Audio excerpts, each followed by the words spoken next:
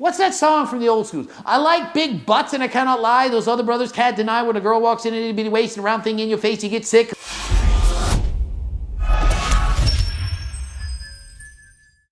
Coach Greg, and today's video is on body transformation challenges, in particular, Browney and his brother. Browney paid his brother $500 to make an incredible transformation in 90 days.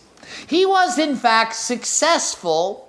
And then what happened 30 days later? Well, let's go and see how he made out in the transformation and then what happened in the aftermath. This is Jorg, my 17-year-old brother, and here's the full story of how he transformed his life in just 90 days. Yeah, he transformed his entire life in 90 days because it was horrible as a teenager. You know, being of normal weight and extreme athletic ability. You see this kid running around doing friggin' amazing flips. He looks like a ninja. He could be in some movie. He's more athletic than me. So he stopped doing that, ate a couple extra chips, maybe some Doritos, put on maybe 10, 15 pounds, got a little bit softer, still at a healthy weight, maybe a little bit over 20%, something normal. So then he said, hey, I'll pay you $500 if you lose some weight in 90 days. He said, sure. So did it work? Yeah, it sure worked. He got under 15% body fat, looked stronger and healthier, and that's great. Guess what that's called? Extrinsic motivation. You say, hey, I'll pay you to do this, and you're doing it because you want that external reward. Problem is, unless it becomes intrinsic, you're not going to keep doing it. If you're competing for a plastic trophy, you're not going to keep doing what you did to get that plastic trophy once you get it.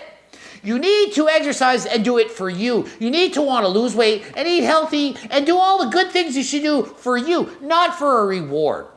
So what do we promote on YouTube or on Instagram or anywhere? Transform your body in 4 weeks, 30-day challenge, 90 days, 3 months, 12 weeks. No one's going to talk about the PEDs you may or may not be using. No one's going to talk about the mental health issues that go along with this. No one's going to talk about, did they in fact keep that weight off or did they just gain it all back? Once the external reward is gone, yay, I won the transformation contest. Yay, show's over. Yay, I'm married. If you can't do it for life, don't freaking do it.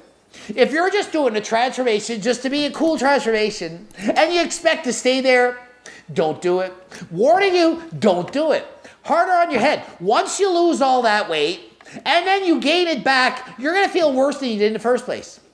Don't believe me? Don't believe me? Sure, don't believe me. I don't know what I'm talking about. No, I haven't coached thousands of people. I haven't done it myself. No, I have no clue what I'm talking about. And I'm being sarcastic. You're going to like the abs. You're going to be like, wow, my veins, this is so cool. Then the reward's gone. You start, I'm going to eat now. I'm on vacation. Time to stop exercise. I'm going to relax. Yeah, it's vacation time. Why would I want to exercise? Because you love it. That's why you're going to exercise on vacation. Oh, it's vacation. I'm just going to eat whatever I want. Whatever you want should be what you're eating right now. You should enjoy how you eat and what you eat. Like Coach Greg, I enjoy every freaking meal that I eat. I like what I'm eating. If you don't, not going to last forever. It might last while that extrinsic reward is there. $500. Maybe it's $1,000. Maybe it's your picture in a magazine. Maybe it's the praise from your girlfriend, boyfriend, circle, parents, brother, family, relatives, whatever. Maybe it's how many likes you got on your photos. Eventually, you're sick and tired of being sick and tired. So he's quite fit. He never really worked out or went to the gym. He just ran around doing front side flips that I haven't seen anyone do. Was just an elite level soccer player and super in shape. Yeah, he's just a normal teenager. Then he probably played Nintendo and gamed for 30 days and put on a few pounds eating Doritos. And I'm going to pay you $500 to look amazing. And did he do it? Yep, he was successful. It worked. Of course it worked. He's a freaking teenager. And he's not even a teenager who's really overweight. Maybe had a little bit of pudge, couple pounds to lose, whatever. But the past year, however, he completely let himself go. He gained a lot of weight, wasn't very active anymore, and his diet was terrible. I gave him a workout program, a diet, and offered my help when he needed it. It is January 14th, 2020, right now. He's gonna transform as well. Let's do it. and he failed. So he actually challenged him to do this transformation, and he gave up. He didn't even bother. He's like, no, it didn't work. Then he paid him $500. Apparently that was enough extrinsic motivation to get him to do it. If I paid my girlfriend $1 million to lose all this weight in 90 days, she wouldn't do it, because the external motivation is not enough. It's just not enough. Now, if all of our animals were sick and I said, hey, if you lose 20 pounds in 90 days, all the animals will get better. She's losing 20 pounds in probably a week. External motivation, very high. But then as soon as the animals are cured, Pickle Pizza's come back, and she eats and eats and eats and gains it all back. You need to do it for you. Find a reason for yourself to do it. Not just for some money for some other person. Do it to be healthy for yourself. You need to enjoy it. Find the activity that you love, the training plan that you want to do. Even if it's not the best plan in the world, the best plan in the world is literally the one you're going to do and stick to and follow. Same as your diet. Do the diet that you can do, that you enjoy. And now 30 days later, he's gained some weight back, he's laid back on a pool, he's not exercising as much, he's not eating as healthy, and he's relaxing a little bit more. Now the comments start rolling in. What happened? You used to have abs. Why'd you let yourself go? Were you on PEDs? Did you stop taking them? What's up? First time I did a bodybuilding contest, I got shredded. Had a six-pack. Then I'm walking out about a month later, I put on probably 25 pounds. And most of it was fat. I ate a lot. Lost my abs. Became a more normal looking person. Comments were, what happened? Why'd you gain so much weight? Why are you fat now? Comments when I'm dieting. Wow, you look amazing. You're so ripped. You're so lean. I wish I had abs like that. What did you do to get your abs? Wow. You get used to all these positive comments, positive reinforcement, extrinsic motivation. Competition's over. I won first place after. You're getting fat now. And this is before social media, so they actually said it to your face. You're getting fat. You're fat now. What did you do? What happened? How do you think that feels? It doesn't feel good, and that's Coach Greg saying this. Imagine if it doesn't feel good for me, what a normal person that can't handle criticism, imagine how they feel. Imagine with social media, when you can wake up and see 1,000 comments saying you suck and you're a loser. I probably get 100 comments like that a day, and that's probably 100 that I read. There's probably 1,000, I just don't have the time to read them all. So you can't let the comments affect you. If you do, you're never going to be happy. I can read the comments and laugh and say, oh, they're a bunch of morons and idiots. It kind of makes my day sometimes. So it doesn't bother me. But some people it really does. Let's ask him. So what happened the last 30 days? Did you lose your gains? So what happened after the 90 days? They went on vacation and he ate a lot of calories. He in fact ate all the calories. Every single last one. What happened to moderation? Why can't we just eat in moderation? Why does it have to be, I'm dieting or I'm not dieting? Why can't you have balance? Balance is somewhere in the middle. That doesn't make sense to me. Then what happens, of course, you freaking gain weight. Calories in, calories out. If you're in a surplus, you're gaining weight. So what should he have done? He should have lost less weight than he did.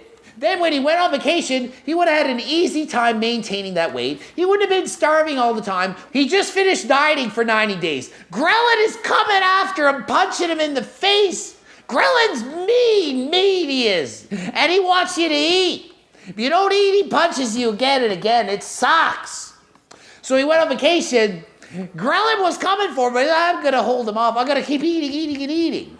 And he didn't exercise. Why? I don't know. Why wouldn't you exercise? I thought you're supposed to like what you do. That dude can run and do freaking side twist backflips. He's an elite athlete. Why is he being active? I mean, it's bad enough. Some people have no athletic ability. They're trying to be active, and it's like, go for a walk, go for a hike, maybe bike ride. This dude's a freaking athlete. He can do anything he wants. Chooses not to. Well, at least not as much as he should. Gain some weight. So what's my advice? Maintain the weight you're at now. Stop with the transformations. Stop with the trying to lower your body fat so much. Just be happy. You're at a healthy weight now. Just maintain it.